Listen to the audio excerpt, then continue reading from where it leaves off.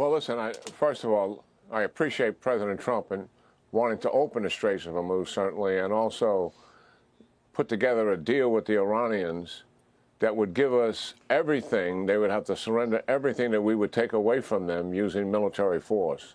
That's the essence of the deal. And the top of that list certainly is they have to give up and let us take away the nuclear enrichment that they absolutely have. And that's got to be in that deal, and it's got to be number one in the deal, because at the beginning of everything here, it was about their nuclear capability. But think about, what did the Iranians want here also? Why did they close the Straits of Hormuz? They closed the Straits of Hormuz simply to put pressure on the administration to stop the war. And we have stopped the war. So let's understand what's at play here from the Iranian perspective and also from our perspective. I don't trust the Iranians at all. The president doesn't trust them either. He's negotiated with them time and time again. He knows they're liars and cheats. So this comes down to the deal itself and what's in it and the verification for it. The Iranians are experts at obfuscating and delaying deals, and they lie and promise and don't deliver. So there's a lot wrapped up in the deal. My preference would have been to keep the war going as leverage to make that deal. But we are where we are now, and we're in a ceasefire. And it comes down to all the points in making that deal, for sure. And we'll see how that turns out.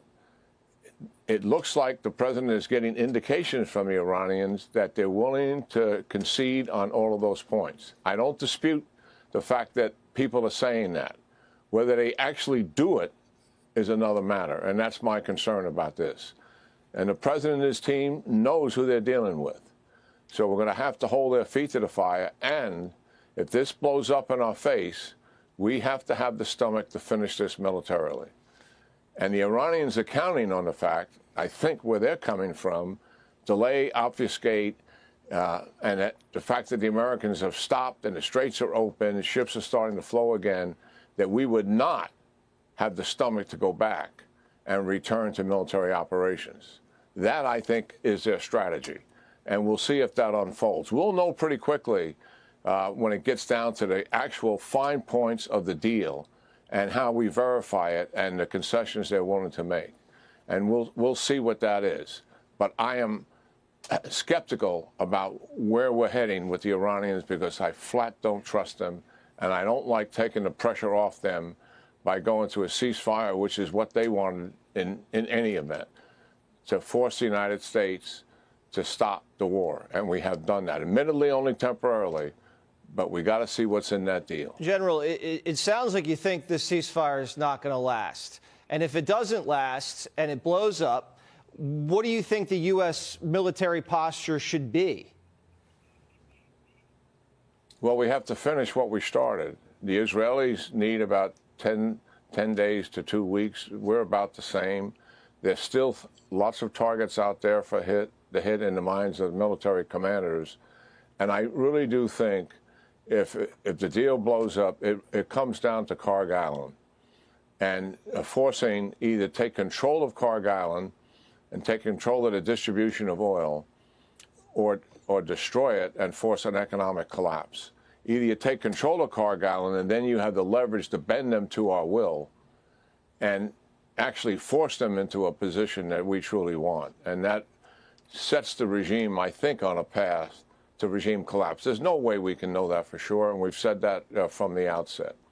You don't think if we can get a deal, you don't think if we can get a deal that takes everything away that we would do militarily, that's another matter. But I'm suggesting that remains to be seen. And the president's made a decision here. We got to play it out to see what happens.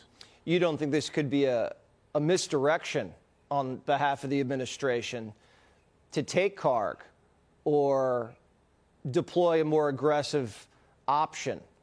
Because they might expect the Iranians to cheat. Well, listen, this much I know. The president is very clear-eyed here. He knows who he's dealing with, and he knows the value of Carg Island.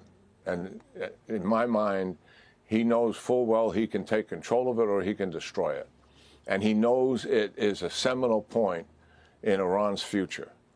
And yes, he realizes exactly what a strategic asset that is, and he can take ownership or destroy it at will. So yes, he always has that card to play, and he knows it. Okay. The talk around town was war crimes. I didn't know blowing up a bridge was a war crime.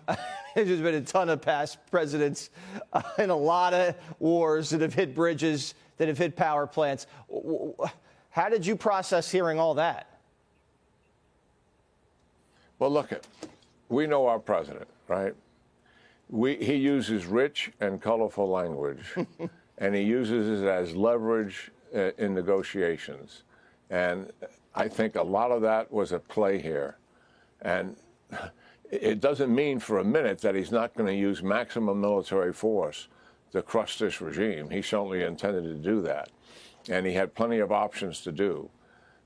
But the rich and colorful language, I think it was part of all of the leverage he was trying to achieve. And people take a literal interpretation of some of that for political reasons. I think I saw it for what it is.